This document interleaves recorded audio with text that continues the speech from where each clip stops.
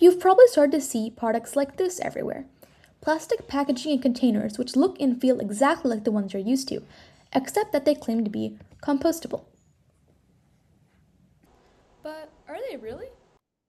If you do a little digging to find out exactly what one of these products is, you're likely to find that it's made out of PLA, which is short for polylactic acid. You might recognize this material as a commonly available 3D printing filament, which has inspired dedicated initiatives around recycling it so that it doesn't end up in landfills. Because it's classified as a type 7 or other plastic that can't be processed by most recycling facilities. So, are these companies lying to you? Well, the best way to phrase it is that they aren't exactly lying to you, but rather not telling you the entire truth.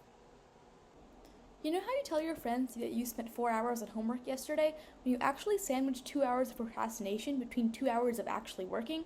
That's kind of similar to what these companies are doing here. Not exactly fabricating details, but rather hiding them. And rather important ones at that. It might be explicitly stated that this material is made of plants, and that much is actually true. Specifically, PLA is derived from corn, potato, cassava, or sugarcane, though most commonly corn.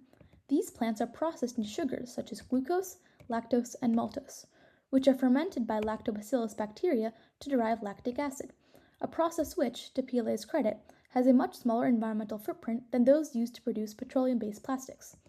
This product is then polymerized with the aid of organometallic catalysts or enzymes such as lipase, the lactic acid molecules linking together to form the long polymer chains of the final product, hence the name polylactic acid. It might make perfect sense to call this plastic that's completely derived from natural materials compostable, but it's actually classified as industrially compostable. This means that it can only break down in specific conditions that can only be produced by select facilities.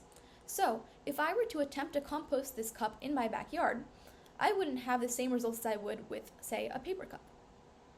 PLA must be heated to 300 to 372 degrees Celsius to degrade thermally, or be exposed to specific microorganisms which secrete depolymerizing enzymes such as proteases, lipases, cutenases, and esterases to degrade enzymatically. These conditions are obviously difficult to achieve in natural conditions, as shown by PLA's degradation time of about 3 months in industrial composting conditions compared with 100 to 1,000 years in a landfill. So, the next time you see a plastic product advertised as completely compostable, you'll know that there's likely more to the story than this marketing might lead you to believe.